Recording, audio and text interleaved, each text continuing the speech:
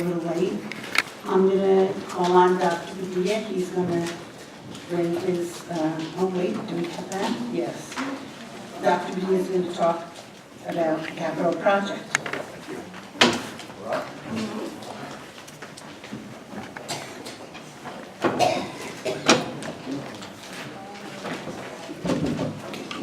Members of the board, central administration, deputy, Mr. Clerk, and members of the audience.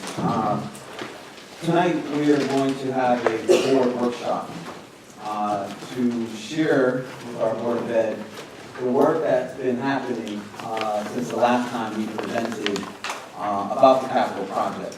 And so I just want to highlight kind of what materials are in front of you and how they'll be important to tonight's presentation. I can't emphasize enough how excited we are to be at this stage, to share with you, to engage with you, to have a very important discourse around the future of our school district as it pertains to facilities and educational programs. So tonight you have a very big packet, and for our audience that's going to be revealed up on the monitors. Board members, you also have 2 different colored markers. You have a pencil, you have a notepad, and that's an opportunity for you to take notes along the way. You also have in front of you some workshop norms, so I just want to highlight them and then ask you if there are any norms that you would like to put out on the table as well. So the first norm is make it interactive. Certainly you're going to have questions. But it should be more than just a Q&A.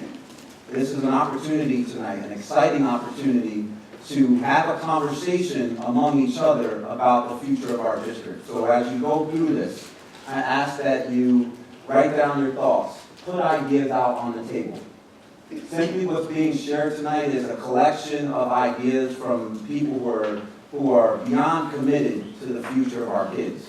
And so I'm asking you tonight to assist in making that interactive. You have ideas, you have questions, and we want both. The second norm is around constructive critique. Be critical, right? We have to be critical. But be critical in a way where you're offering ideas. To simply be critical and not offer anything falls short in the spirit of what we're trying to accomplish tonight and moving forward. And then respect the process. You are a critical component in the process, and certainly we want to make sure we answer your questions tonight, we answer your questions moving forward, and we want to make sure that if there's something missing from tonight's conversation, from tonight's workshop, that you share that with us so that way when we come back in December with more information, we can continue to make our workshop sessions with you fruitful and worthy of your time and energy. So with that said, are there other norms that you want to make sure are put out on the table? Are you comfortable with those 3? If yes, if you feel like there should be something else that's added, we'd like to do that at this point. Okay. Ms. Manel, are you comfortable with those norms? All right, so make it interactive, constructive, critique, and respect the process. So I'm going to go ahead and move forward. And I want to start by acknowledging that there were a lot of people involved in this process that gave up their time. And while we're being critical, let's be mindful of the fact that we have committed people in our district that love our district, love our kids, and their intent and our intent is to simply put forward some ideas to you for consideration. And it's important that we don't lose sight of that, right? So I just want to publicly say thank you to all the individuals who gave up so much of their time over several months to get us to this point today, right? And so you can see some of the organizations and stakeholders that are listed. So again, just on behalf of the district, I just want to give you a heartfelt thank you. So let's talk about getting to today. Right, so in front of you and up on the monitor, you'll see a number of different things. These are timeline markers, right? So I'm not going to go through all of this, but certainly I want to highlight a couple of things, right? So as timeline markers, we're just kind of highlighting for you some key pieces of work that have taken place over several months. What's not highlighted in here is all the work that happens in between the markers, right? That work was consistent and it was very, very intense. Well, one of the things the board indicated to us the last time we presented over the summer was, okay, you're on the right track, but we want you to get more input, right? And so we did that. We held public forums where the public and families had opportunities to come. They were held in here over the several weeks in August. We held them on a Saturday. We held them during the week. We advertised on social media. We put it on our website. We did a robocall. We advertised in the newspaper to get the word out. That was in August. In September, we presented to every single employee in the school district. We gave them an opportunity to provide us feedback. And we presented to all secondary students, 6 through 12, and gave them an opportunity to provide us feedback. And so some of that is highlighted in the timeline. As I indicated, we gave out a survey, so I just want to highlight for you some of those responses so you can see who were some of the stakeholders that took part and from what municipality they came from. So again, I need to stress the various ways that the team tried to engage the community. So whether it was a robocall, various forums of social media, our website, and advertising in the newspaper, you can see that many of our community had an opportunity to engage. You probably noticed where are the administrators in here. They did participate, all of them. We presented to them in August as well, but they're listed under teacher. So this slide tells us a very important story. Overwhelmingly, the responses were very positive. So what does that mean? It means that our community has a real appetite. There's a real hunger for wanting to improve the facilities. So some other things that need to be highlighted tonight as we proceed. This is a graph. We are not making a formal recommendation tonight. We're simply at a point where we have done a lot of work, engaged in a lot of intense discussions to simply bring to you tonight kind of what those ideas have been and what the conversation, what's taken place in the conversation. So tonight is just one option. We're presenting this option for a number of different reasons. One, we have initial research and findings that highlight a broader plan to address the needs of our facilities. The committee fully explored the possibility of phasing the construction project and found it neither feasible nor fiscally prudent, given the larger scopes of work necessary in each building. And so tonight we're just presenting one idea. In December, we're going to present the second option. Tonight's option stays within our bonding capacity. And so we know that to stay within our bonding capacity is $188 million. We have $10 million in capital reserves that was approved by our board and by our community. So tonight's project highlights $198 million. And again, that stays within our bonding capacity. The option that we'll share in December exceeds our bonding capacity. So tonight, if you were to love everything that's in here and down the road say, you know what, we really think option one is the way to go for the future of our district, we simply need a simple majority.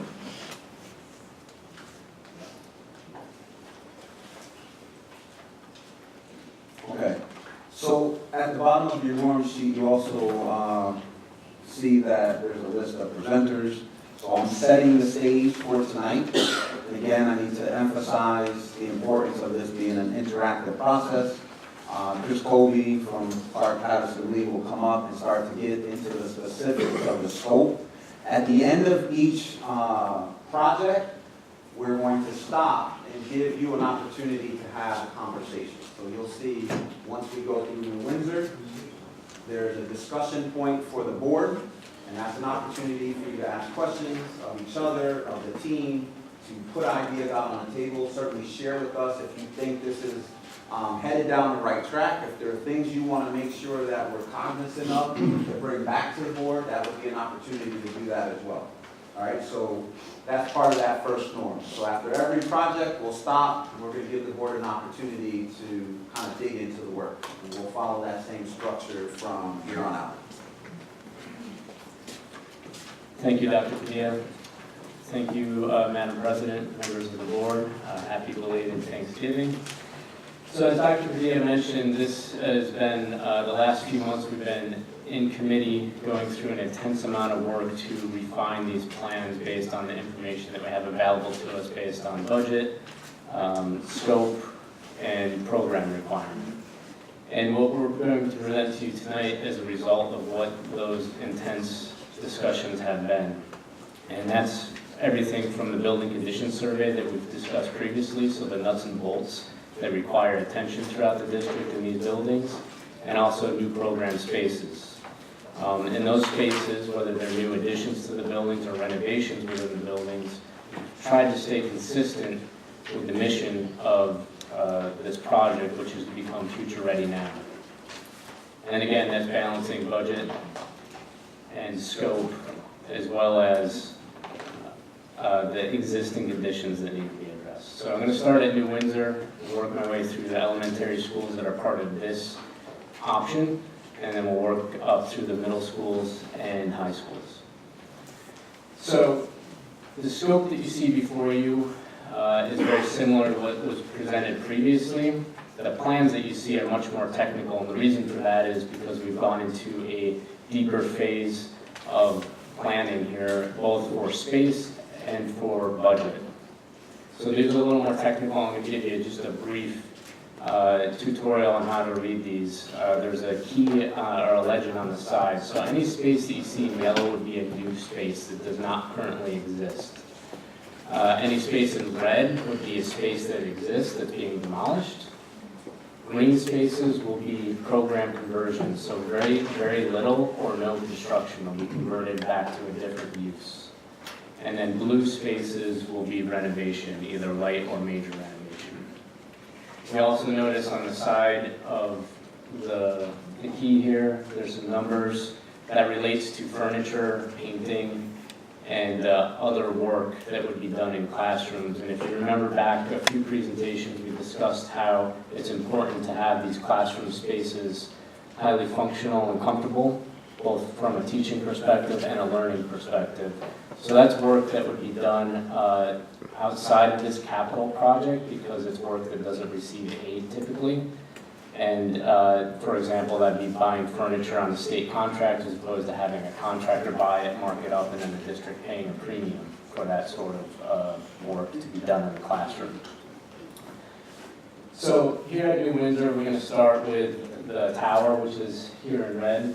The tower would be demolished as part of this proposed plan. That's consistent with the previous presentations. The spaces that you see in yellow are on the bottom part, so this is the lower level plan, which would consist as a new lobby and mechanical space. And when we get to the upper floor, you'll see that this dashed line here next to the existing tower is a new addition on the main level. On this lower level, the green spaces would be repurposed or converted back into storage. Currently, they're being used as classroom spaces or offices, and they were not meant to be that use. So under the building code and other SED guidelines, those spaces need to be reverted back into storage, and that will happen under this plan. And then the existing gymnasium space that you see here in blue on the lower floor would become a new state-of-the-art library space. Moving on to the upper floor, so this is the floor that you enter into from the parking lot side of the building. I will start with the large yellow in the back of the building, which is a new addition. So this new addition is providing the classroom spaces that will be lost or currently are lost in the tower. And that will include art and music. So every building that we're touching as part of this option, as you'll see as we go through New Windsor as well as the other buildings, there will be no more art or music on a cart. So we've aimed to make sure that the program functions in these buildings exist for everybody equally. So this will have classrooms as well as art and music. There'll be a stair tower here that will lead to the lower lobby. And this will have a new gymatorium. As many of you are aware, the current cafeteria gymatorium is completely overutilized, and the functions of gym really don't happen in the space as they should. Neither does the cafeteria function, which is down here. So as another part of this project, the cafeteria will receive, as well as the kitchen, a complete renovation, so that space can be used once again as a truly functional cafeteria and any other auxiliary space that would be needed. The existing library, which is located here, would be converted back into a classroom. We now have a new library on the lower floor, as would the computer lab, would be converted back into a classroom. As part of becoming future ready now, many computer labs are becoming obsolete, especially as districts go one-to-one. So that computer lab is something that's becoming victim to technology. And then additional classroom spaces would happen here. 2 more classrooms. This would be a renovation to provide access to the new addition. And then there'll be a small addition and renovation to complete this space into 2 classrooms. There would also be some renovations to the main office and bathrooms and the nurse's office to meet ADA compliance. Moving on to the site, you can see the yellow is the new addition, so this is approximately the same footprint and expanded beyond the tower.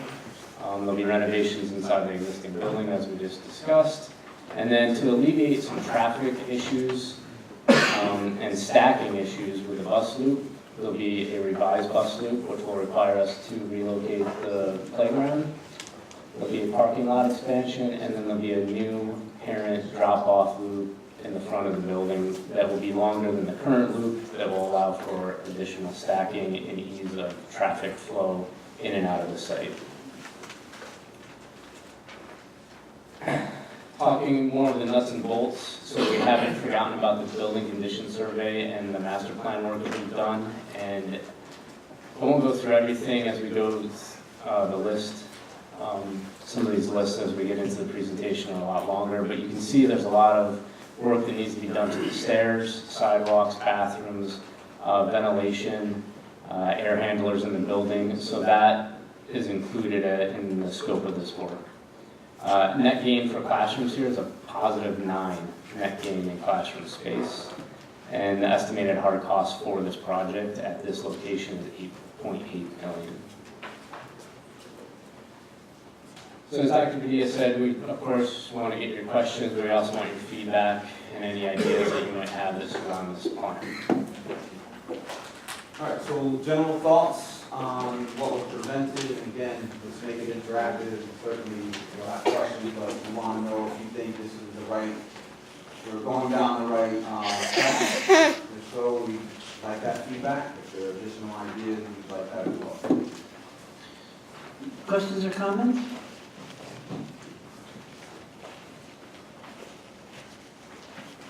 Yes, Mr. Stradone. In Silver Spring Road, which is the road that you're going to access with the new bus loop, is that a two-way street?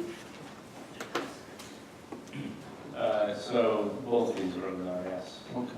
Because it has access directly to 9W. Just want to make sure. And the existing septic system for the school, is it on septic or is it sewer there? I believe we're sewer here, if I remember correctly. Okay. Yeah, this is sewer. Thank you.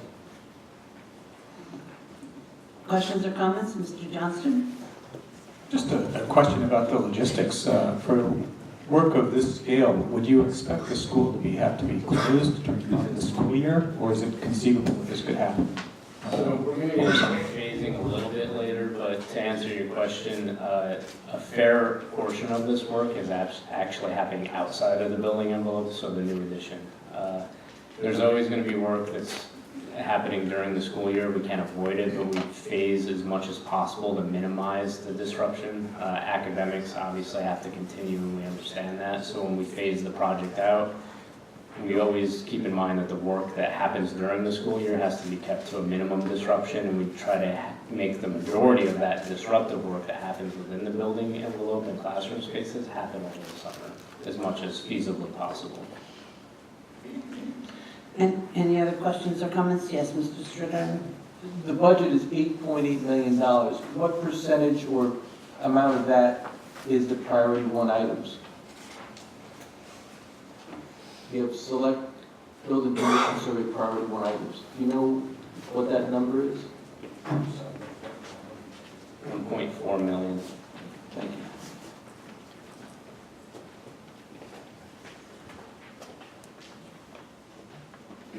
Mr. Johnston? Yeah, one other question. You mentioned that, for things like furniture for the classrooms, that would better be accomplished separate from this project.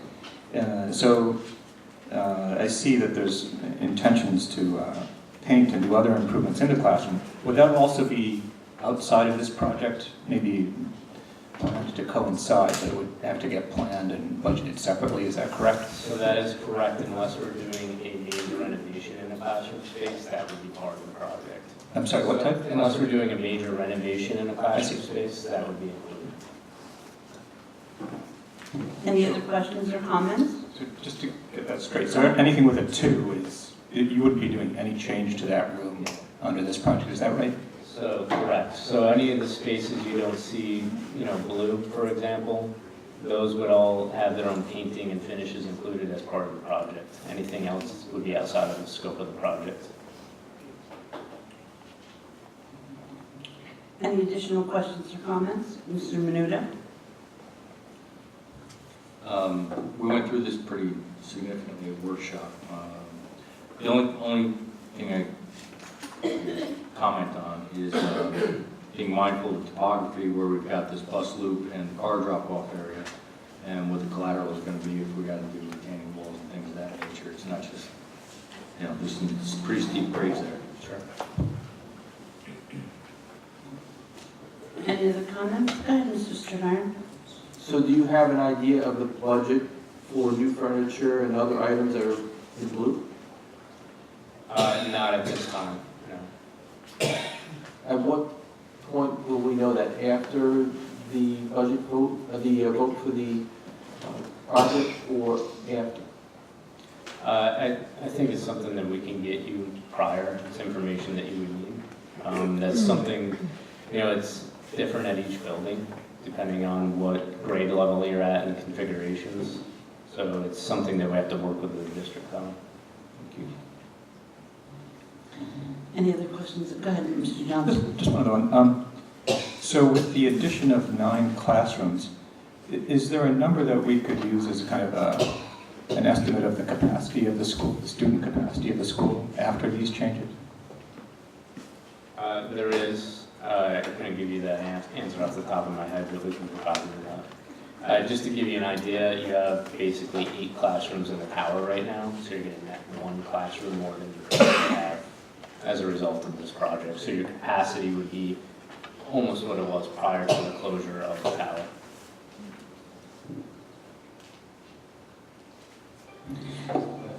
Go ahead, Mr. Menuda. So just to clarify that, I believe we were ended up netting what we had prior to that, plus a little bit more. Correct. Yeah, so we have more capacity than we previously had. Yeah, slightly more. Yeah. Makes sense. So General, do you like this concept and design for New Windsor? And we're not doing any consensus voting or anything like that tonight. Again, tonight we're not making a formal recommendation, we're just trying to get your feedback. But overall, you feel good about New Windsor with what we're presenting? Board members? Yes. Personally, I like it. I like, getting rid of the tower and then adding the classrooms and then taking art and music off the carts. And fixing that cafeteria and auditorium mess that they have now. Madam President. So, in regards to the square footage of these new rooms, are they in line with what's required for these buildings? 'Cause I know a lot of the buildings, classrooms at Newburgh School are so small and tight. This new square footage, 770, does it take that into consideration? Yes, it has to. So SED requires that all the classrooms be a minimum of 770 square feet. Kindergarten and pre-K would be larger, but anything first grade through 12th grade needs to be that minimum 770. So these classrooms are larger in some instances than what you currently have. Any other feelings? Go ahead. Are they going to be increasing any of the storage areas throughout the building?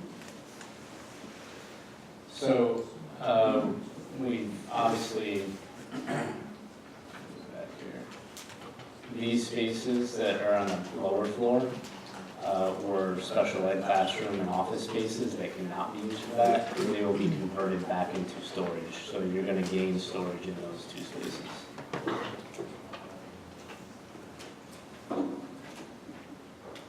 I'll make, Go ahead, Ms. I Sandra. think the plan as we see it now, I like it. I think it addresses the academic environment, certainly addresses safety issues. So it's a well thought out plan. Yes, Mr. Howard. Yes, on to another question in regards to the square footage. So, the classrooms there that don't meet that standard, are we going to expand those rooms, or will they be grandfathered in under that clause? Because you did state that it's state education requirements. So, what do we do with the rooms that don't meet those requirements? Are we going to expand those? No, the rooms that don't meet those requirements are not part of, unless we're doing a renovation in that space as an addition, we're not touching any existing classrooms to expand them if they are under that 770 square feet.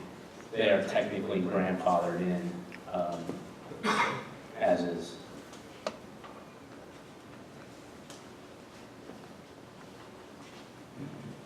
Any other, Mr. Menuda?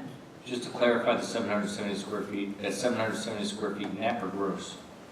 That's a 770 gross. Thank you. Okay.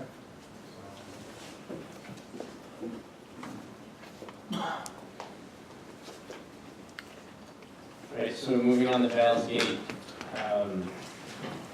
The big news here and exciting news, I'm sure for everybody, is over here at the top right of the page. We will be getting right into the temporary classrooms that have been there for more than a temporary period of time. Currently that consists of some special ed, OT, PT spaces and music classrooms. They will be replaced by a small addition on the end of the building indicated here in yellow. This addition and slight renovation will also include a new nurses suite. The current nurses suite has some ADA issues that we want to deal with and correct as part of this project. The cafetorium space will receive upgrades, so new stage lighting, rigging, curtains, and the cafetorium itself will also receive new finish upgrades, including acoustics. We will be putting a new entrance canopy on the front of the building, so there'll be a new secure entrance here at the building. In the back, as you can see here, the existing library space is small, as essentially was a classroom. That will be expanded to be a new, more modern library. And then across the hallway from that, we will be taking over the existing computer lab space and old nurses suite and converting that into new science classrooms, so elementary science classroom, and including a STEM lab in that space. The balance of the building here, as you can see, is the classroom, furniture, and other renovations. And then looking at the site plan, this parking lot has some drainage issues that we want to address, as well as some other circulation issues. So as part of this project, we would expand the bus loop and deal with some of the ingress and egress out of the site, as well as deal with the pavement and drainage issues that currently exist in front of the building. On the building condition survey side, the nuts and bolts, we'd be looking at fixing some of the sidewalks, some plumbing in the kitchen, some refrigeration equipment for the kitchen coolers and electrical panels. Many of the panels in this building are original, so they need to be replaced, and some other masonry repairs throughout. Right now, the cost for this project is $4 million, and there's a net gain of 1 classroom.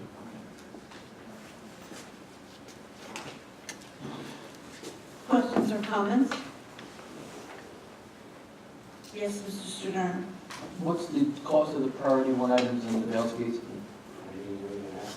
I'm going to ask every single school. So $1 million. Board members, any other questions or comments? Yes, Ms. Prokop? Is the electrical panels part of the capital, or is that taken care of by the EPC contract? That's not part of the EPC. Not so part of of it. It would be part of the bond. But I'll be hooked in with the jobs patrol things, right? They're separate systems. So this is the electrical panels themselves. So it has nothing to do with the control system for the HVAC. Okay, thank you. Questions, comments? How do you feel about this?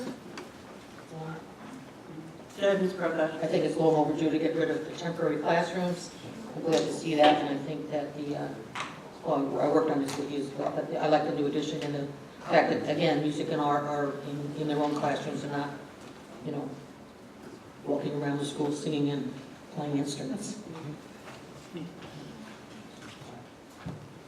Yes, Mr. Stradone. I see that you have the special ed classrooms right next to the music classrooms. I know at the New Windsor School, there was some issues with some of the students who had conditions where they can't really hear, or they will be upset at hearing the sound of the music, sensory issues. So is that going to be taken care of, where they have soundproofing? It's not going to be a problem? We can deal with some of those issues with soundproofing, but it's probably a better idea, and it's a valid point to have that space someplace else. So the plan at this point is, this is a schematic plan. If we have to make slight adjustments in the location of a program, we can still do that at this point. Mr. Renuda? So first of all, I'd like to thank you for the workshop session yet again, where we discussed the parking and the bus loop, and we really maximized our money there, because that front parking lot, that's been bad for a lot of years. I shouldn't say bad. It needs repair for a lot of years. And so we're maximizing that by taking out the old and putting in new. The only question that I had is, are the masonry walls, the brick masonry walls, have they been included in the priority one work? So the list that we have here right now does not include those, and I think you're talking about the ones that are at the current cafeteria space? Yes. Yeah, with the brick ties are listed? Yes. So that is not included in the scope right now. Okay. So as you can see, a lot of the building condition survey scope was reduced in order to meet budget constraints at this point, under this option. Okay, thank you. Mr. Stradone? There's a wooded area just to the north of the field. Does the school district own that property? Oh, it's to the left, actually. Over here? No, it's to the left. The north is actually the direction. Over here. I believe this is your property line right here. How far in does it go all the way to those apartments? Is there any thought to using that property for additional fields? Overflow parking? Could you clarify where? To the left of that photo, To the left. to the left of the field, in that area. Is it wet? Mr. Renuda? So there was a lot of issues with drainage on this property 10 years ago. A lot of that had to get redone. Very difficult spot as far as drainage is concerned. I believe the majority of that area was pretty wet when we last worked on it, and I know we did drainage structure there, but as far as the remainder of this, I'll leave that to you. I know we've talked about expanding parking lot here, and part of the issue with expanding parking lot was that this area is wet, but Mr. Velez? Mr. President, we do own the wood area. It's a dip, all the drainage from the roads, all there's a lot of error. And the mic off, so.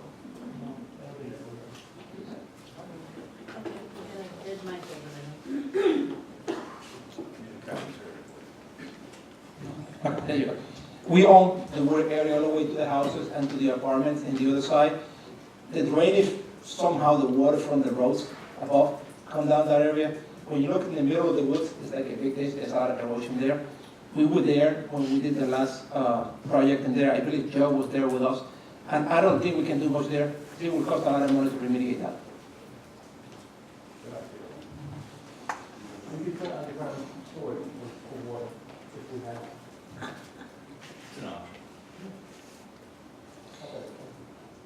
Questions or comments?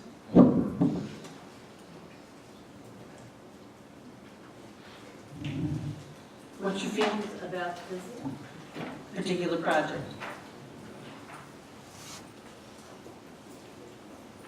I agree with Ms. Prakash. Those temporary classrooms got to go. It's about time.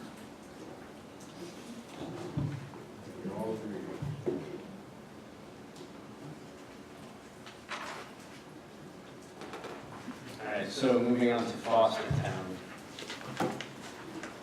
So you'll see a large addition here at Fostertown. I'll get to that in a second. I'm going to start over here at the cafeteria, near the main office entrance to the building, just to keep everybody kind of on the same page in terms of what we're talking. So this school being a large performing arts school in terms of the performances that are put on here, this current cafetorium space does not bode well for that sort of activity. It's cramped and it doesn't really have the finishes and the acoustics that are needed. So part of the proposal of this project is to provide a 1,000 square foot addition out of the back side of the cafetorium, giving additional space, and then renovate the balance of that space. So providing you with the lighting, the rigging, and acoustics needed to hold performances here. Additionally, adjacent to that, you'll see a new secure entrance. So one of the things that this building doesn't have that's part of a logistical issue is when you walk into the building, you're basically in the building once you walk right in. So this provides opportunity both for energy efficiency, but also for security improvements to have a new secure entrance here. The existing library and computer lab space will be renovated to be a new state-of-the-art library, as we've talked about in previous presentations. These smaller areas that you see will be ADA bathroom upgrades, so in blue throughout the building. And then the large yellow addition that's adjacent to the gym will consist of new classroom spaces, art, OT/PT, music, and special ed for right now.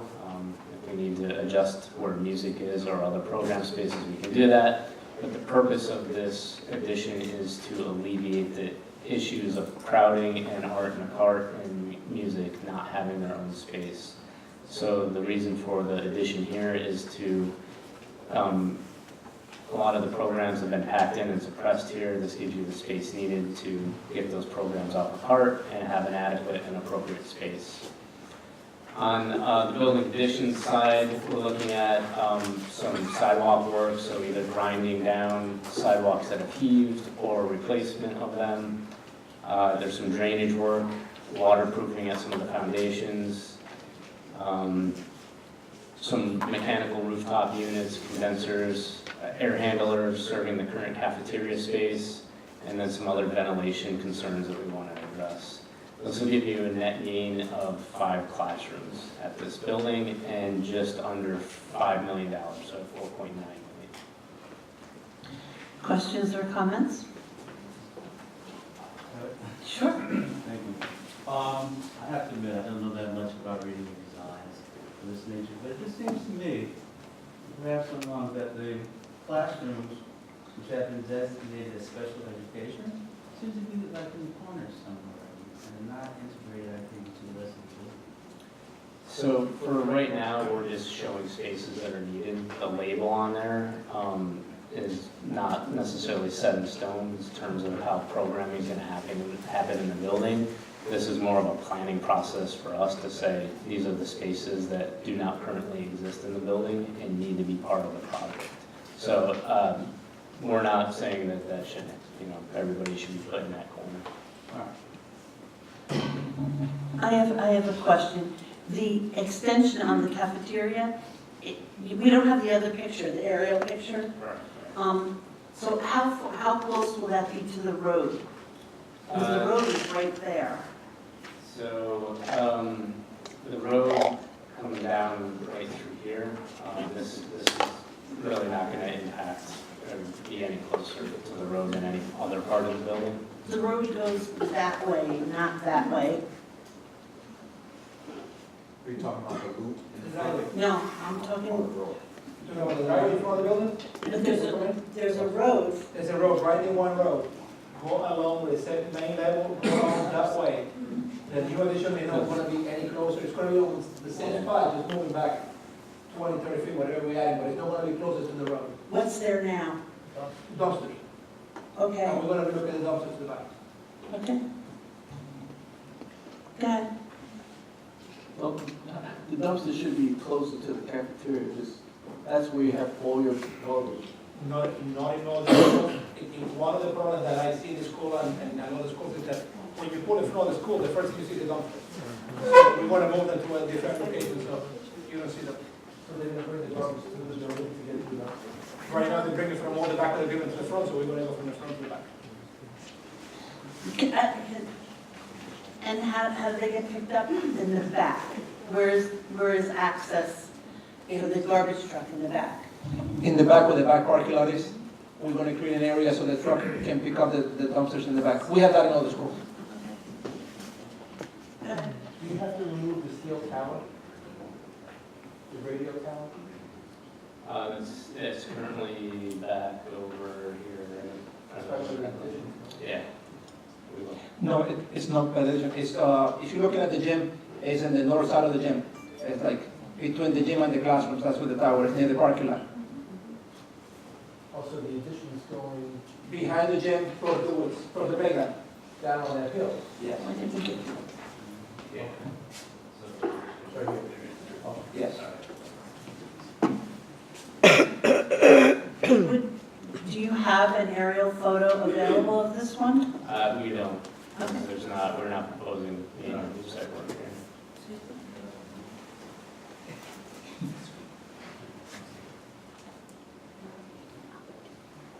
How much of a grade change is that in that area where that addition is going up?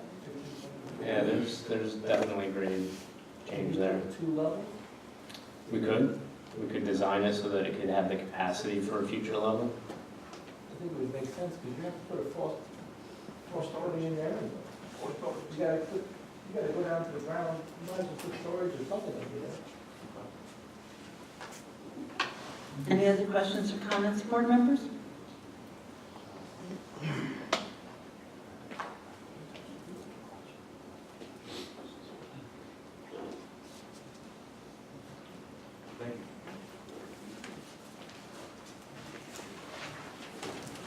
Right, moving on to Gardnertown. So you'll notice here, this is all blue renovation. The major spaces that we're touching here are, again, the library. So state-of-the-art library, renovation to the greenhouse.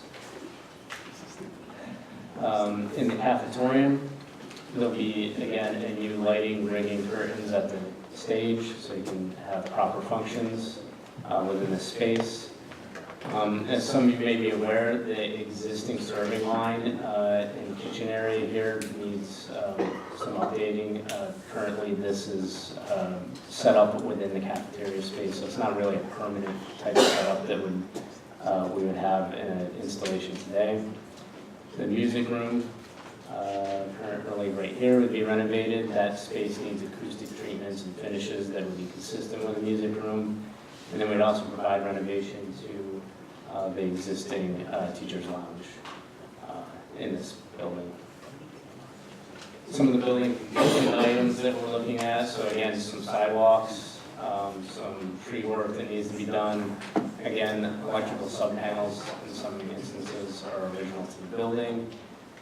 Some sump pit work, refrigeration equipment, some ventilation for air handlers and exhaust fans, and air handling unit in the gym. And you can see from the photos here some of those items. There's no net gain classrooms under this project. The current scope of work here is $1.2 million in cost. Questions or comments? Go ahead, Ms. Prakash. Yes, I just have one comment. I see renovated music room, how about the art room? Right now, we don't have art room as part of the scope here in terms of renovation. Excuse me? The art room is not part of the scope. But that's one of the things that I thought they had art and a cart out in Gardner. It's one of the things that we said we really needed, to have no art on a cart, no music on a cart. We'll take another look at that. That is part of the overall scope that was on a cart. So when we look at this, I don't know if that came up. But we'll certainly take another look at it. Thank you. Mr. Howard? So those boilers look pretty old. Are they being replaced? The boilers are not part of the scope here. No. And I don't believe they're part of the EPC. How old are they? Do we know? The boilers here are from the 80s. They're pretty old, right? And yes, they are. Any other questions or comments? Go ahead, Mr. Stewart. I know the last time we talked about the fields in the back. I believe the town of Newburgh used those for soccer and some other sports. So are we going to address the conditions of the field? Because I don't know if they've ever been renovated. The fields are not part of the scope right now. Specifically, what were you thinking? In terms of- Well, it's used as a soccer field as far as I know, maybe some other sports. Yeah, it just needs to be grading and it's not a lot of work. You need some place, there's no place for anybody to sit. So you have, 50, 60 parents, they're carrying chairs down the hill, sitting in the mud. Any other questions or comments, board members?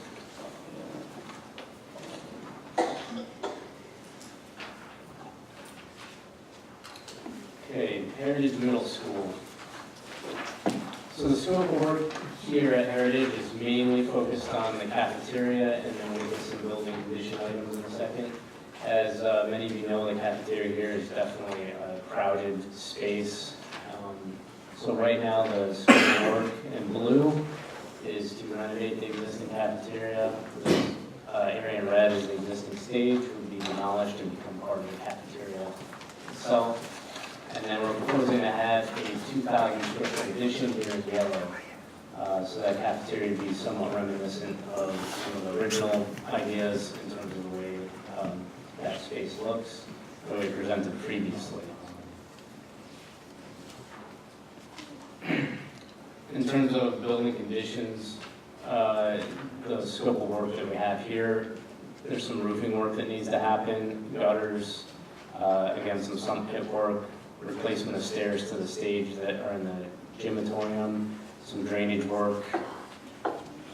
Won't bore you with the entire list here, but you can see a lot of this is on there. It has to do with drainage, concrete sidewalk, stairs, hand railings, roof systems that we noted in these photos here that need to be replaced, some gutter work, and other HVAC upgrades to address ventilation issues. Questions or comments? Yes, sir. So the Heritage Gym, nothing's being done to that gym? Not under this proposal, no. There's some ECS work, building condition survey work that deals with ventilation. For example, the stairs here are in that space. There's an air handler that is being replaced. So some ventilation and other minor work, but not a major scope. Because one of the issues that was over there was that the stage in that gym, and how close it was to the gym floor, and the possibility of children running into that when they're playing basketball. We're not going to do anything with that. Take an opportunity to address that. So under the other options that we've previously looked at, we had addressed a lot of work in that gym space. So as part of the next option that we're going to present next month, I think you'll see that work added back. Because to me, that's a safety issue. Sure.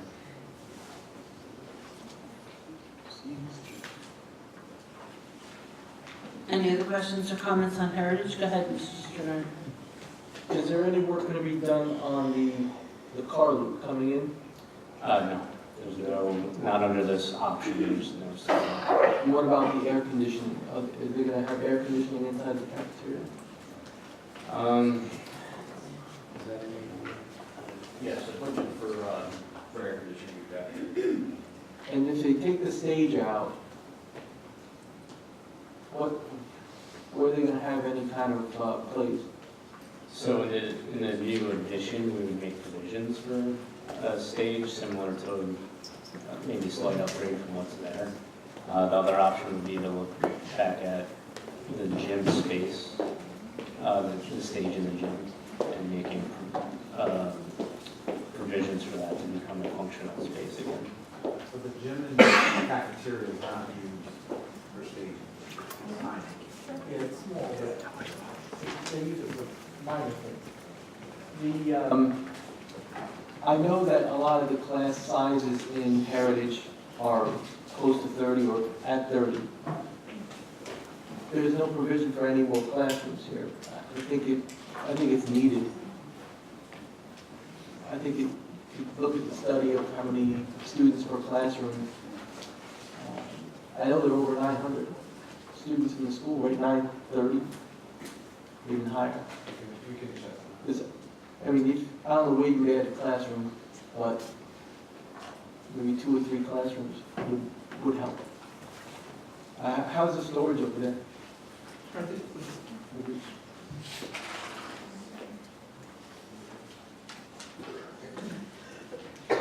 I know that they have problems with art and music spaces. Is that going to be addressed at Heritage at all?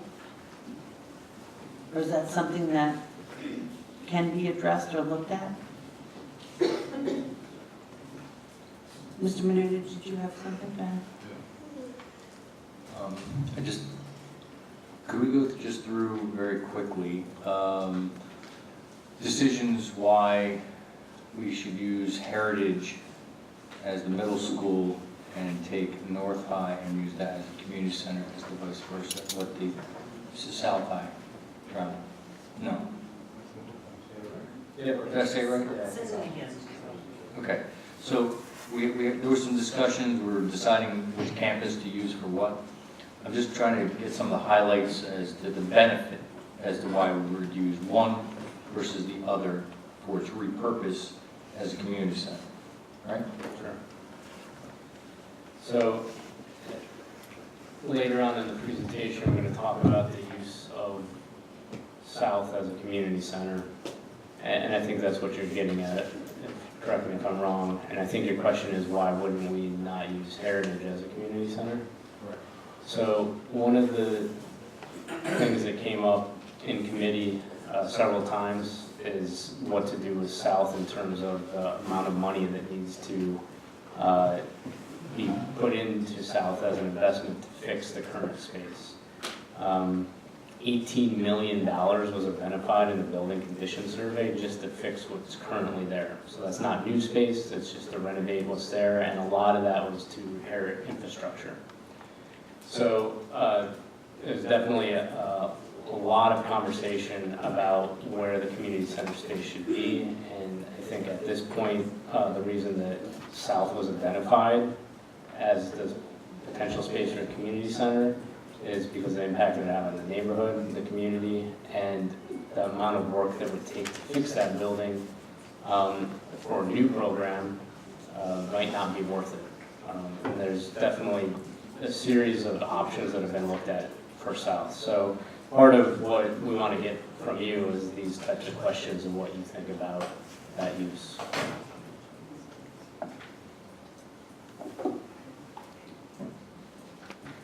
Any follow-up questions here? Okay. Any other questions? Any other questions or comments on heritage?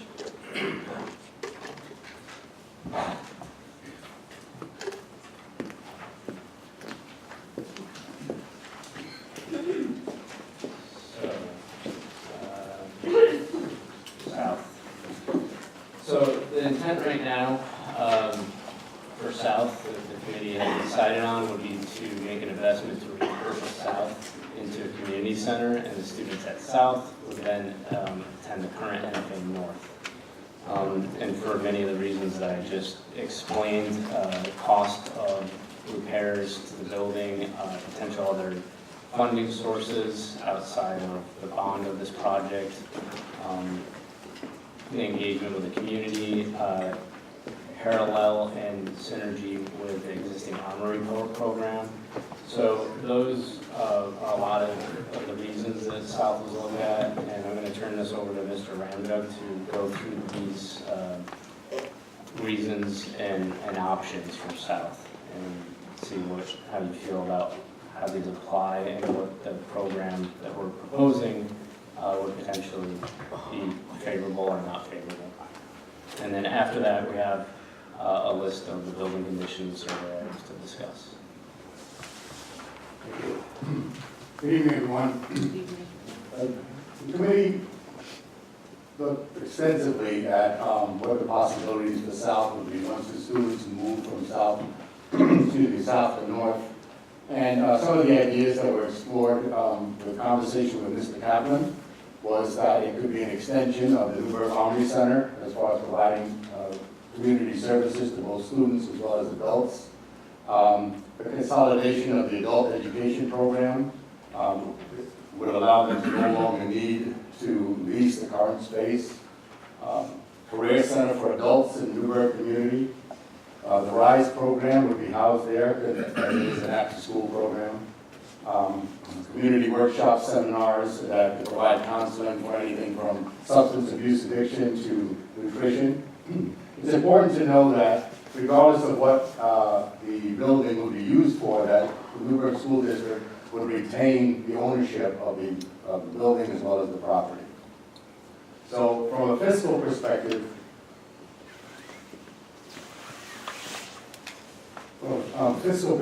as well as from code, if the building is not used as a school, it still has to meet the uniform building code conditions. So it will require upgrades. Keeping that to a minimum, there are significant scopes of work that must be addressed. As you can see from the pictures, you've got ventilation systems. There's a parapet wall that absolutely has to be replaced. The building burns steam, uses steam for heat.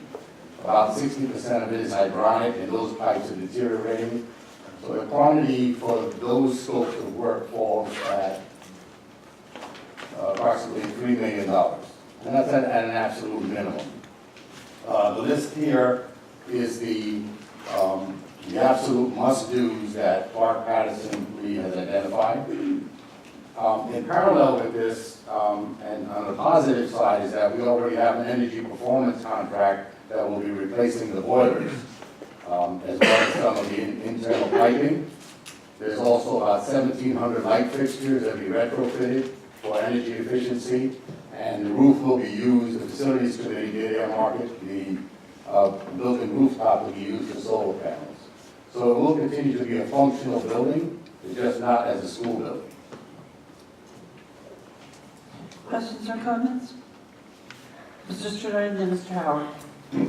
How much would it cost to build an entirely new school on the existing field that has the same number of classrooms or even more, totally new, and knock down the existing building? Good question. That was explored earlier, and that number is approximately 42 million. So, Depending on the design. depending on the design. So for the renovate the existing building, it would cost $18 million to do everything.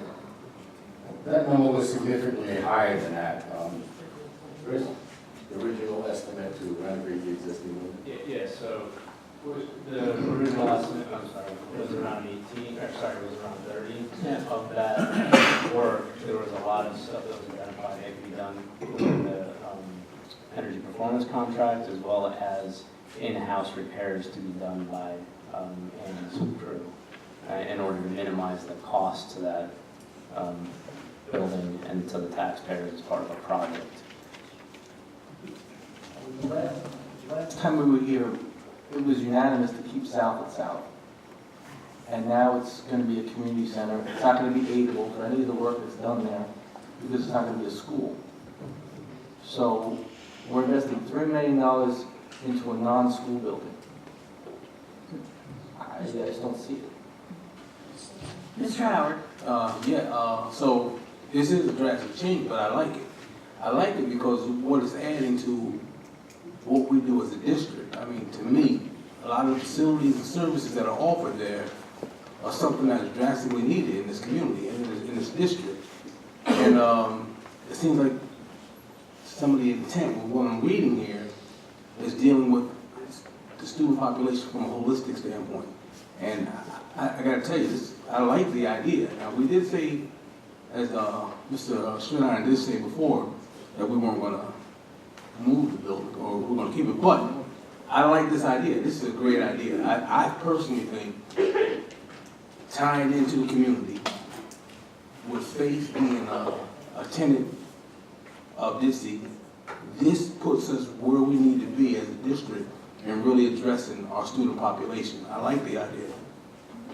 Ms. Prokop? Yes, just to go along with that, because I've been involved on the committee for the last year and a half, and it was agonizing to go over some of the things, and we talked and talked and talked and came up with new plans, and I think it came down to the fact of what is best for the district and the students, and it won't be that the school is not an educational center. It's still going to be an educational center because we're going to have rides there. Adult education will be there. But also for the community resource that they don't have at the present time, even a central community hub for the Newburgh Basics program, the infant to 5-year-old program. So it's going to also be, for the people within the community. When we had our initial meeting, we also talked about a lot of things that are not in this particular proposal, because that was, to me, that was almost, I would love to have everything that was in that initial one, and I've been fighting to keep as much as possible in it. But financially, I guess it's not necessarily conceivable unless we get a super-majority on all the work we want done, because I would like to see every single building, every single thing we talked about in the beginning to be, a vision and to be completed, but it's not necessarily possible. So we had to make some very difficult decisions along the way. And as I say, this is only the first initial thing. The next one may have some additions that are not here. But as far as this building, I think we did come to a consensus after some very deep thought and a lot of conversation about which would be best for the students in the community at large. It wasn't done as a quick decision. Any other questions or comments? Mr. Johnston? Yeah, I have two questions. One is, what is the significance of this building if it changes status and it's not primarily a classroom building? Are there impacts on the aid that we receive? So what's the budgetary impact of that? And the second question is, would there be district staff or new staff required if this building were a community center? So there will be aid implications by moving the majority of the students out of the building. Your building aid units essentially go with your students. So where they go is where your aid goes. So there would be aid implications from that. And in terms of staff, I don't know if I'm the right person to answer that question. Other than Dr. Padilla. Do we currently, for the programs that we have identified at this point, And again, just to reiterate some of the comments Mr. Pocock made, these are just ideas, this is a draft. When I started off, I said consistent and intense conversation. This is probably one of the prime examples. But for the programs that we've identified so far, we already have staff for those programs. So the long and short of it is, we're not anticipating any new staff. The programs that we want to centralize in a particular space, we currently have people facilitating those programs. Mr. Howard? Yes, Madam President. So I know we constantly have conversation around the deficits that our children have, that they bring to us. A lot of these programs, to me, look like they will help address some of those issues. And it just seems like this is not the panacea, but it addresses the problems that we have in our district. The longer we don't address those issues with those kids, with their families, holistically, we're going to continue having the same conversations every year. That's the way I'm looking at it. Mr. Menuda? So I must have missed the meeting because this is coming as a surprise to me. As a community center, my first question is, by changing this from a middle school educational space to a community center, my first question is the impact to the code of change of occupancy and what that would require for bringing everything up to code for that use. My second aspect of this is, are we going to have classrooms and teachers here, or is this just strictly community center? I'm sorry that I'm taken aback by this, but I am. To answer your first question, which I'm not surprised is coming from you, yes, there will be a change of occupancy depending on the extent of the use from a K-12 educational use to a community center. So that will have code implications in terms of what work needs to happen in the building in the spaces that are being used. Mr. Walker, did you have a comment? I'll get back to you, Mr. Menuda. Yes, I too am taken by surprise with this. However, I like the initial idea a lot because it makes, it becomes an institution to educating people beyond high school. And also, it can be a model for us to get to, not so much the children, sometimes we have to get to their parents. And by educating the parents and having a place that they can go to, perhaps with their kids or with standalone classes, it could be an excellent idea with a central place that they can go to and feel like they're going to school as well. Mr. Menuda and then Mr. Howard. Well, to dovetail Mr. Walker, I think that's an amazing idea, and we should be doing that in every school, in my opinion, which gives access to everyone in the community, not just at one location. But to follow up, if we're going to have to bring this thing up to code, that means everything's going to be up to current code by change of occupancy. Therefore, our numbers exponentially increase. So my question is, if we're looking at $3 million to do some basics here, who's paying for the rest of it? So that's a conversation that we've had. Right now, the idea is that if there's going to be a significant investment into this building as a community center, and there's a partnership, much like the Unity Center, that there's going to be private funding to help offset those costs.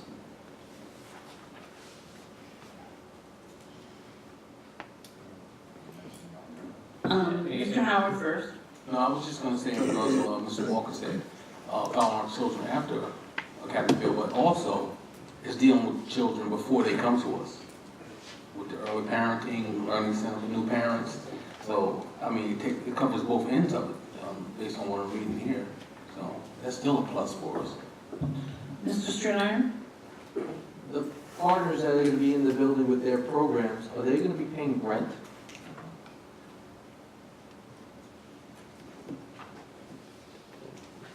That's something we can explore, for sure. I mean, Mr. Colby's gonna talk about some other items that were put on the table when we were considering South, that we were trying to be very mindful and sensitive. So, we did look at South as a major renovation at South. I think we presented that before, so that was an option that was looked at. This option as a community center was looked at. Discussion was had in brief if the building should be sold. So there's multiple options that can happen here. This is just a suggestion that the committee came up with, thinking that we're trying to make the best of this project with the spaces we have and providing the students in the community with what they need. So open to other ideas, of course. Mr. Stritter and then Mr. Walker. Will the school maintain its veg code as part of this community center? That's the intent right now, but I think we are balancing into a bit of a gray area depending on the extent of community use. If you do that, can you have students in the same facility as adults? It's similar to what we had with West Street, where we were going to have the OCs and the students. We couldn't have that. So how's that going to work? We couldn't have it before. How can we have it now? I think it's a valid point depending on how the building's programmed. Mr. Fortune? I believe the RISE program is considered for South, and the students that are going to be that are currently participating in the RISE program still maintain their enrollment in their existing buildings. So if there's a student that attends RISE currently that's housed at Newburgh Free Academy, Maine, they're still enrolled in the building that they were originally educated in, because the goal is for them to transition back into that particular environment. I don't think so. Mr. Walker? Excuse me, when I said I was taken aback at first, that was because I looked at the name, I said community, and I said to myself, community center. You know, like what is that? It sounded like some throwback to the 1950s. I think we're trying to get at something bigger here.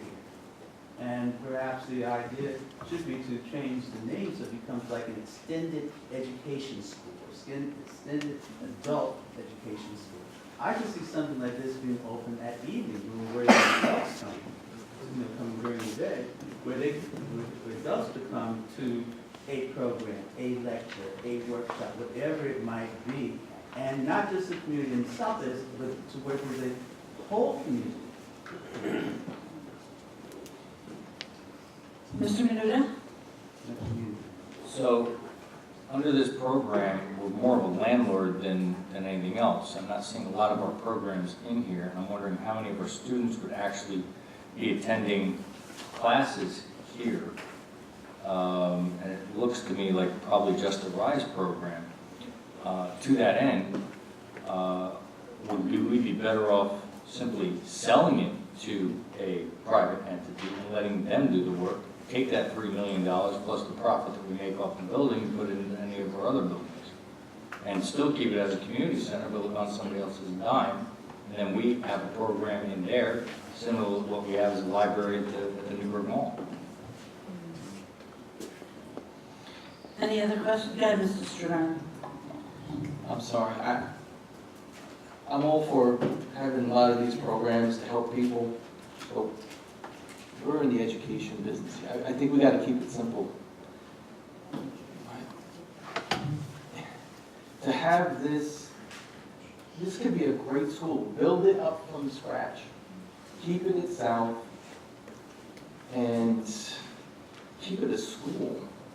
I don't understand how we went from unanimous keep South, people cheering, everyone's excited, to basically gutting the place and leasing it out to the Armory.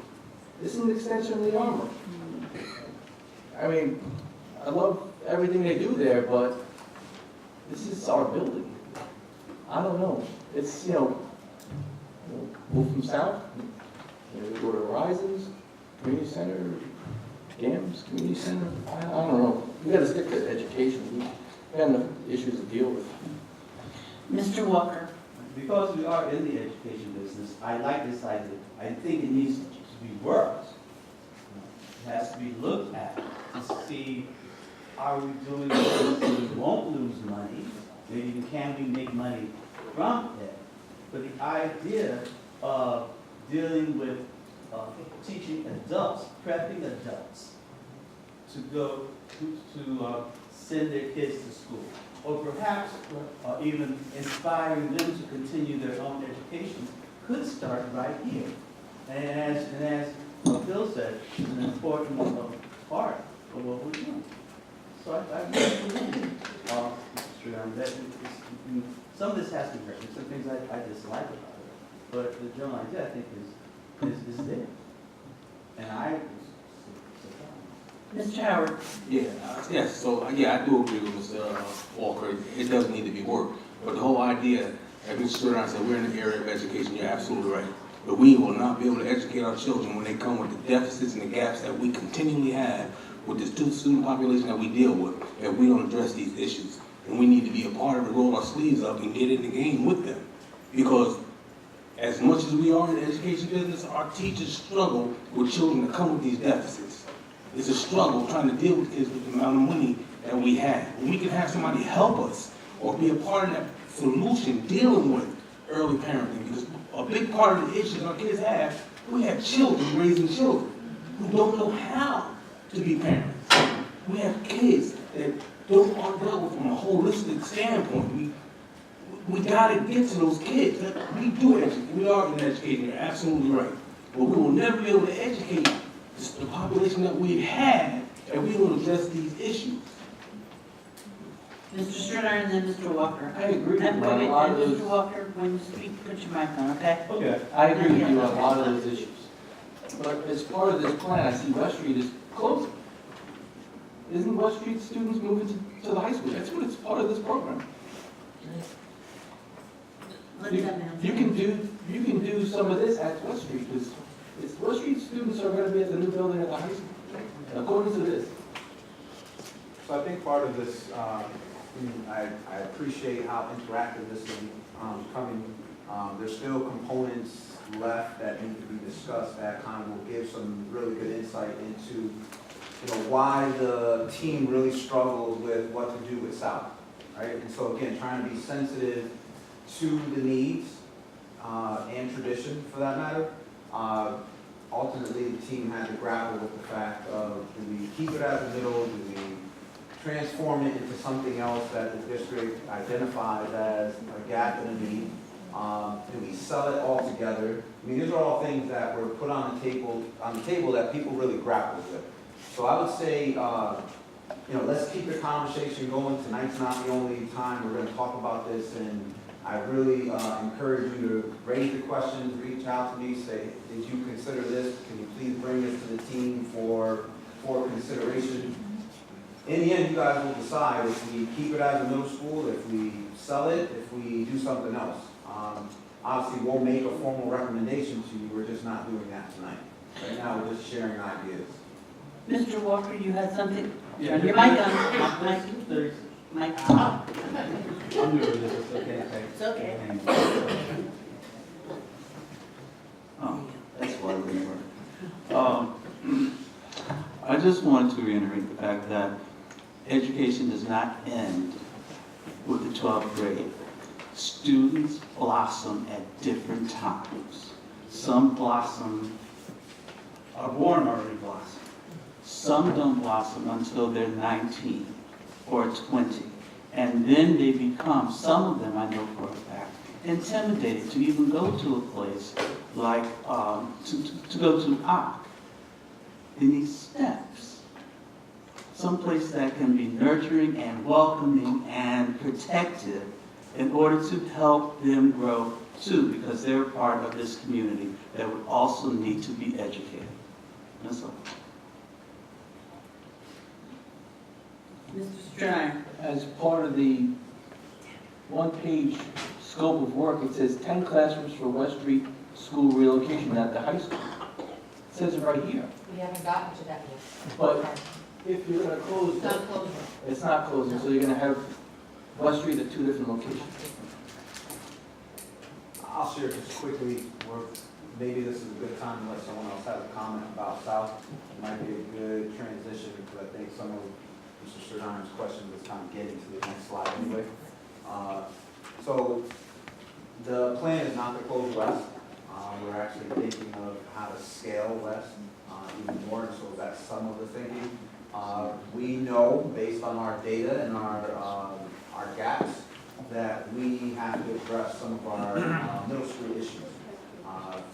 By scaling West, we may have a real opportunity here to support children in middle school 6 through 8 that really require something different. So if you remember the purpose for designing West, it was to give children a personalized experience that is non-traditional, right? We know we have children who have not flourished in a very traditional setting. And so what we see when we're at West are children who are engaged and connected in ways they haven't been before, right? But that's only at high school. What if we provided a similar opportunity in middle school students? So we're gonna move forward by transitioning with this point. So right now, we're simply putting out an idea, what if South, the building, became a community center? It could become something else. It could remain as a school, or it could be sold. There are a number of different things that can happen here. Based on the ideas we're presenting tonight, we're saying make the renovations at Heritage, have the students at North, transition to NFA North in its current building, and that's kind of what the next slide is. You'll see the subsequent slide after that. Naturally, you would say, well, then what would happen to the students at North that are currently there, that are high school students? And you'll see in a different slide. If you remember, part of our scheme to create a college-like campus, we're proposing a new high school building for students at NFA. So the work here at North consists primarily of building condition survey items. So work to exterior stairs, the main stairs in front of the building, some tile work inside of the building that's loose, work to existing handrails and HVAC systems, air handler replacements, and a few other means of egress for the elevator and other things like that. So basic BCS items at this building. Board members, questions or comments?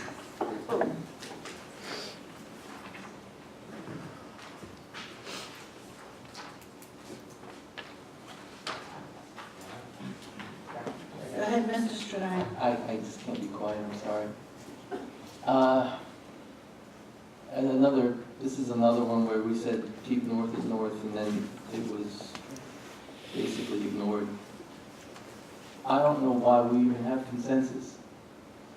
When after the board's consensus, they go back to committee and change the plan.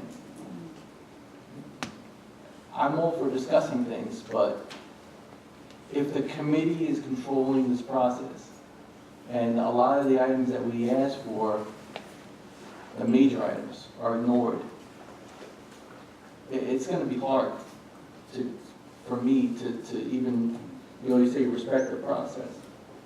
You got to respect the process here too. And I really feel as if giving this to us literally the minute we step through the door is not respecting the process.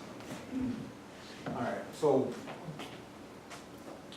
this is ongoing, right? Again, no one's being asked for a vote, not being asked for a consensus. This is still several months out, right?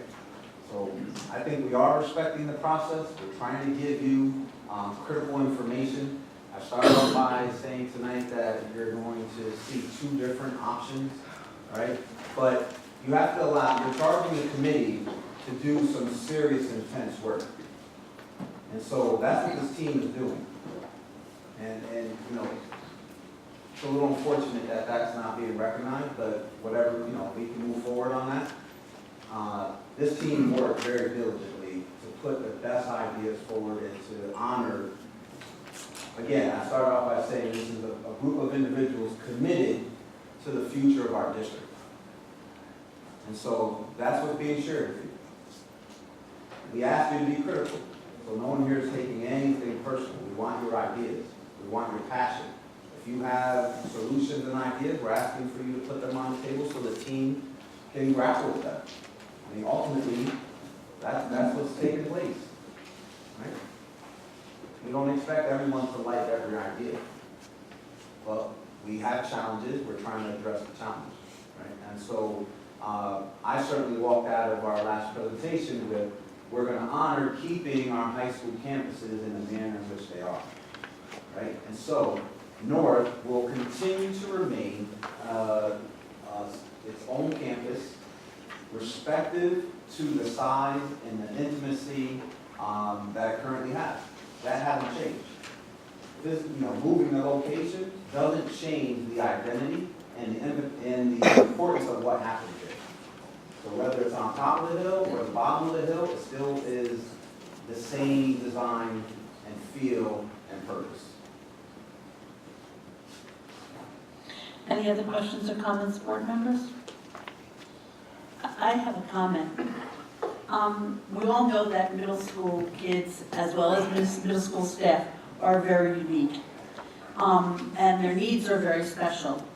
I.e. moving them from an old building with the old setup, the old kind of classrooms, to another old building with the same kind of classrooms.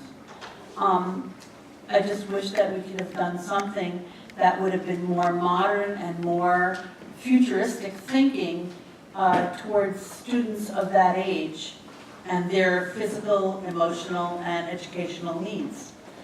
So that's my only concern. I do like having a 6, 7, 8 building at the south side and one at the north side also. So I do like that concept, but I hate the idea of putting it back in an old building. Without some changes. Okay. Any other comments or questions, board members?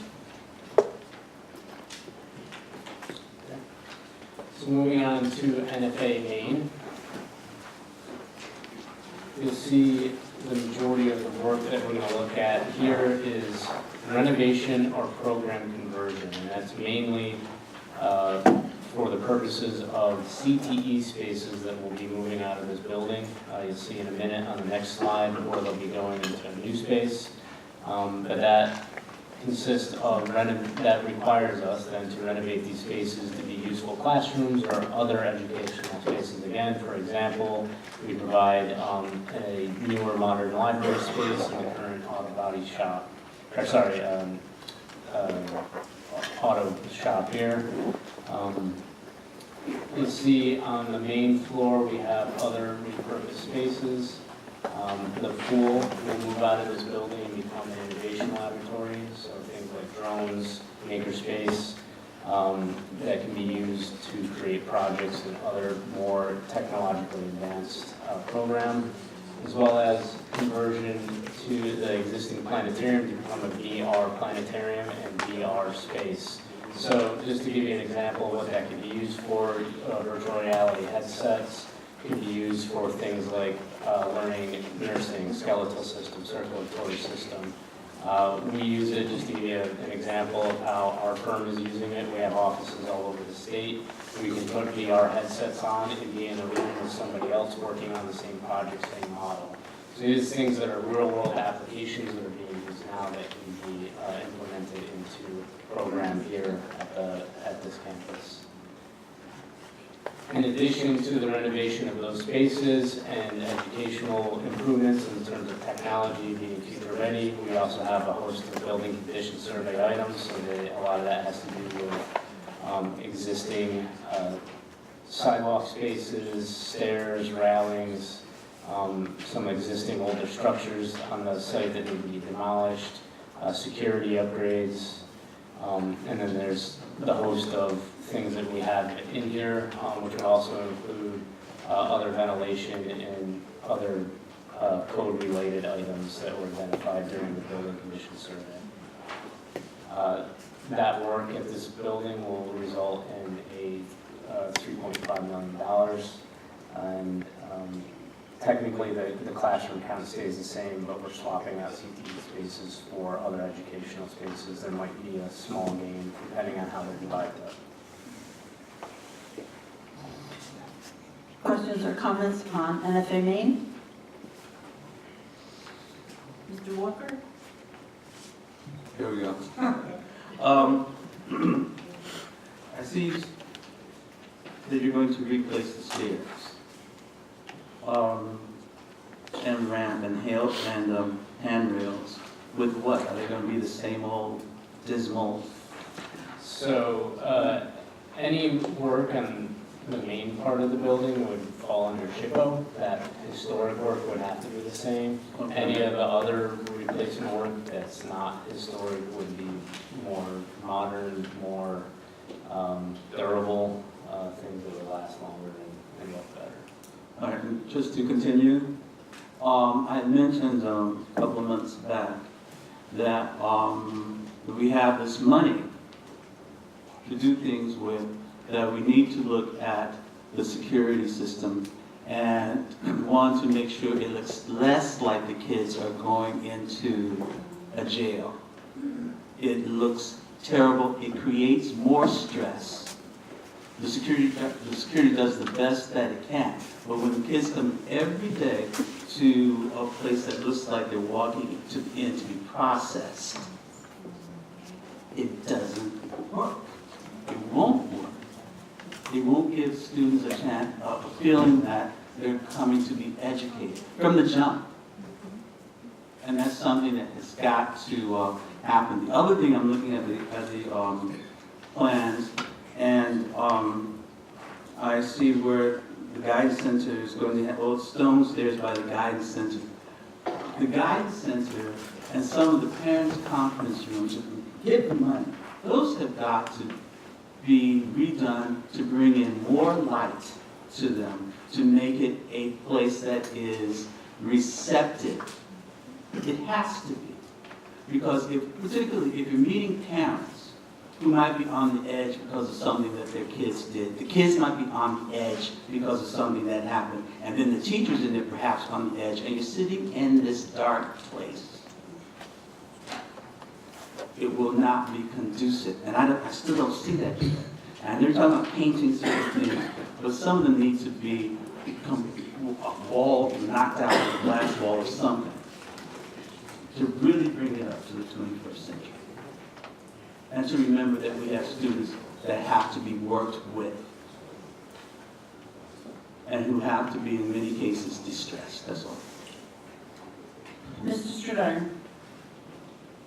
So the TV studio is going to be moved to the other building, the new building? Correct.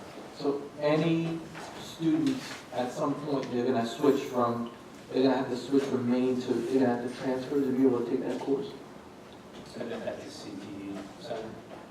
The new CTE. Right now, if you're at North, you can't take some of these courses.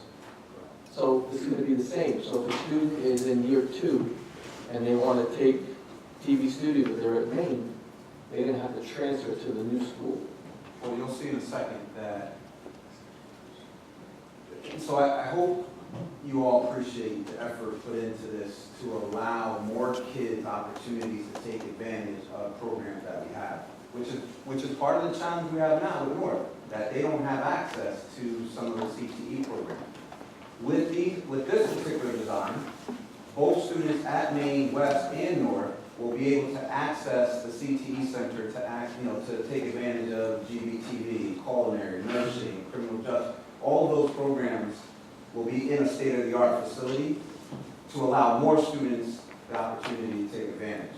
When we shared that with the state, they loved it. I mean, there's a big push in the state for CTE, and I'd love Newburgh to lead the charge and become trailblazers in this area. So I hope I answered the question. So yes, students from North, because now they'll be on the same acreage, will have opportunities to have access to programs they don't have today. Or financed down to 188 million from 198 million, so that's first. Bond anticipation notes will be utilized during the first 5 years of construction. That helps you to minimize the principal and interest that you're going to be paying back that time. And when you talk about phasing, I do want to say that we're not planning to issue any bond anticipation notes until the 2021 fiscal year. It dovetails well, staying in bond anticipation notes for 5 years, because your current bonds that you have outstanding have a final maturity in the 26-27 fiscal year, which is the year that this new bond issue would be coming on, paying their mortgage every month. Questions or comments, board members?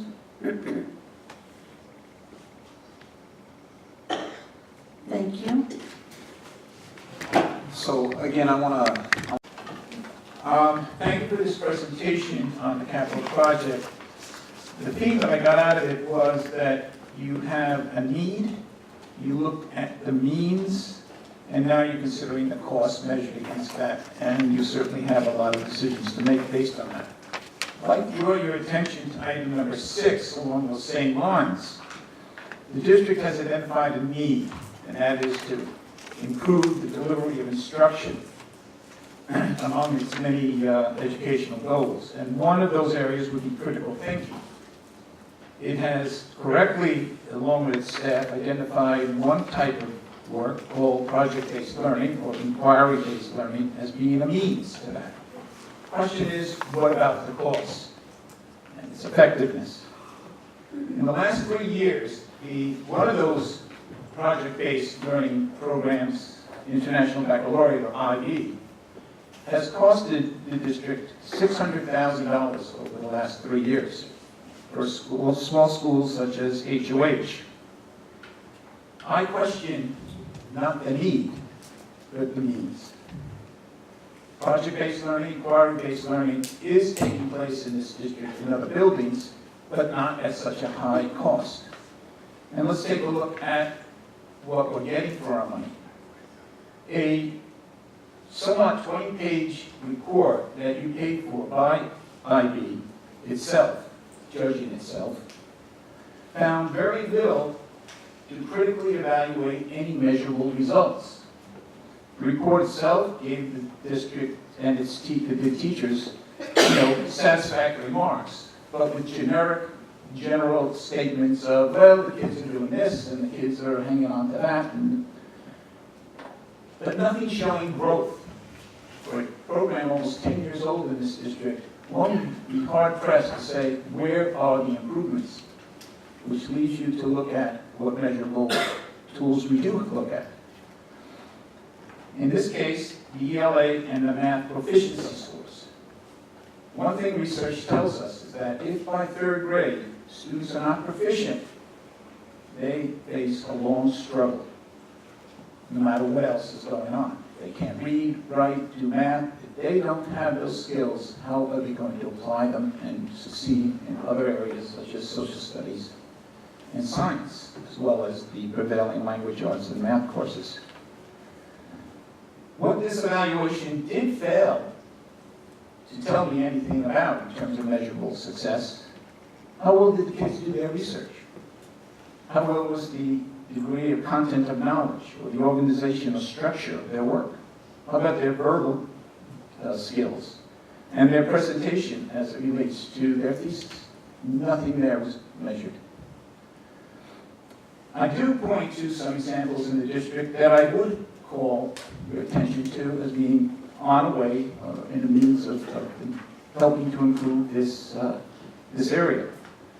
One would be senior talks at the high school, started by one teacher, as it was explained to me, and is now grown to a school-wide project. Because of your policies, I cannot mention the gentleman's name who started it, but he was very excited to tell me that just about all departments are incorporating this into their curriculum during the year. Another would be, and I think you're very familiar with, heritage. Started very small, and over the years has grown to a point where you're even having problems now with the logistics of how to handle such a successful program. I'm talking about their science fair. And Temple Hill certainly has seen a quick turnaround in a few short years. none of these programs ever ask you to put up the amount of money that HOH has asked to give over the 10 years. In addition, in my experience, I have found programs that come packaged by a commercial vendor to be a self-fulfilling expense. You have to go by their rules. You have to go by their prescribed lectures and programs, and there's a cost attached to that. I can relate to whole language. The program started in the 80s, went down in flames in the 90s. Millions wasted, and students set back in their language skills.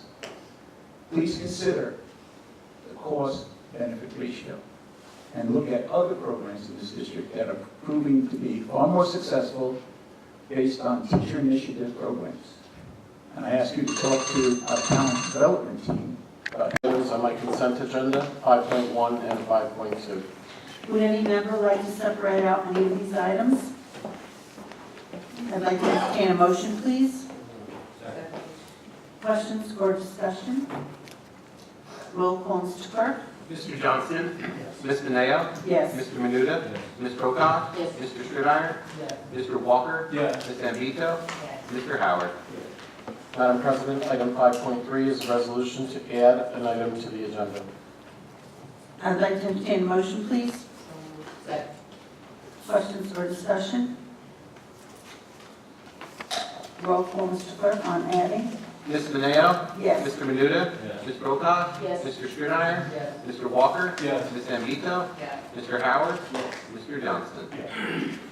Madam President, be it resolved that upon the recommendations of the Superintendent of Schools, the Board of Education of the Newburgh Large City School District hereby amends the resolution approved at the October 24, 2017 board meeting regarding conference attendance to correct the dates of attendance of the following individuals. And be it further resolved that the Board of Education of the Newburgh Large City School District hereby approves the following conference request stated below for Mr. Gregory Kern. I'd like to entertain a motion, please. Second. Questions or discussion? Roll call, Mr. Clerk. Mr. Menuda? Yes. Ms. Prokop? Yes. Mr. Strittmatter? Yes. Mr. Walker? Yes. Ms. Ambito? Yes. Mr. Howard? Yes. Mr. Johnston? Ms. Mineo? Yes. That concludes my items, Madam President. Thank you, Mr. Forget. We're going to move on to the Assistant Superintendent for Curriculum and Instruction, Mrs. Felice. Good evening, Madam President. This evening, CNI has one item, and it is the resolution to approve one conference request. I'd like to entertain a motion, please. Questions or discussion? Yes, sir? Just want to make a note that the person that's taking this conference is also going to be the IB coordinator and the assistant principal. So there's no additional cost other than the cost of the actual conference. Thank you. Okay, any other questions or discussion? Roll call, Mr. Clerk. Ms. Prokop? Yes. Mr. Strittmatter? Mr. Walker? Yes. Ms. Ambito? Yes. Mr. Howard? Yes. Mr. Johnston? Ms. Mineo? Yes. Mr. Menuda? Yes. That concludes our items. Thank you, Mrs. Felice. We're going to move on to our Assistant Superintendent for Finance, Mr. Kern. Thank you, Madam President. Finance would like to present two items in the consent agenda tonight, 7.1 and 7.2. Would any member like to separate out any of these items? Yes, ma'am. Yes, I'd like to separate 7.1. Okay. I'd like to, we just vote on it? Point of order, so if there's a consent item, they're pulling on that item, it doesn't need to be or tabled, then the board at a future board meeting could consider then putting it up to the voters in the May referendum. So if if the plan is to do it in May, don't amend it, just table it. Thank you. District students. Okay. Any questions or discussion on that? Roll call, Mrs. Clerk, on amending. Mr. Howard? Yes. Mr. Johnston? Yes. Ms. Mineo? Yes. Mr. Menuda? Yes. Ms. Prokop? Yes. Mr. Strittmatter? Yes. Mr. Walker? Yes. Ms. Ambito? Yes. Okay, we have an amended resolution on the floor. Are there any other questions or discussion? Roll call, Mr. Clerk. Mr. Howard? Yes. Mr. Johnston? Yes. Ms. Mineo? Yes. Mr. Menuda? Yes. Ms. Prokop? Yes. Mr. Strittmeyer? Yes. Mr. Walker? Yes. Ms. Ambito? Madam President, that concludes the items for. I'd like to entertain a motion to add an item to the agenda. Roll call, Mr. Clerk. Mr. Menuda? Yes. Ms. Prokop? Yes. Mr. Strittmeyer? Yes. Mr. Walker? Yes. Ms. Ambito? Yes. Mr. Howard? Yes. Mr. Johnston? Yes. Ms. Mineo? Yes.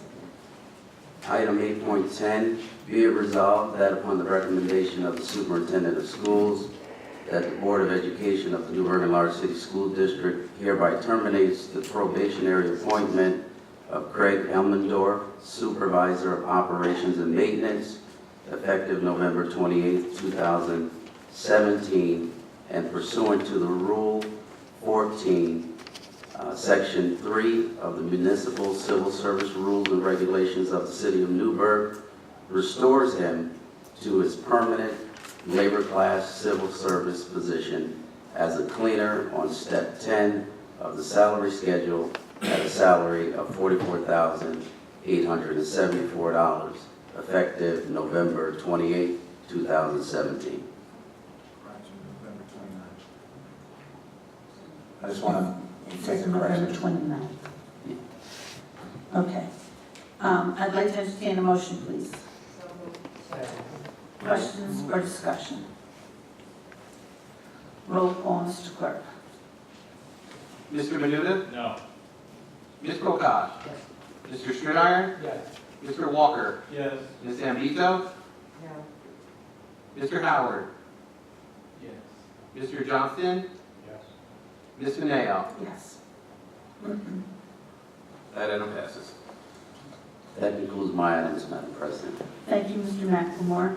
We're going to move on to the clerk of the board, Mr. McCoy. Thank you, Madam President. I have the approval of the minutes from November 14, 2017. I'd like to entertain a motion, please. Questions or discussion? Roll call, Mr. Clerk. Ms. Prokop? Yes. Mr. Strittmeyer? Yes. Mr. Walker? Yes. Ms. Ambito? Yes. Mr. Howard?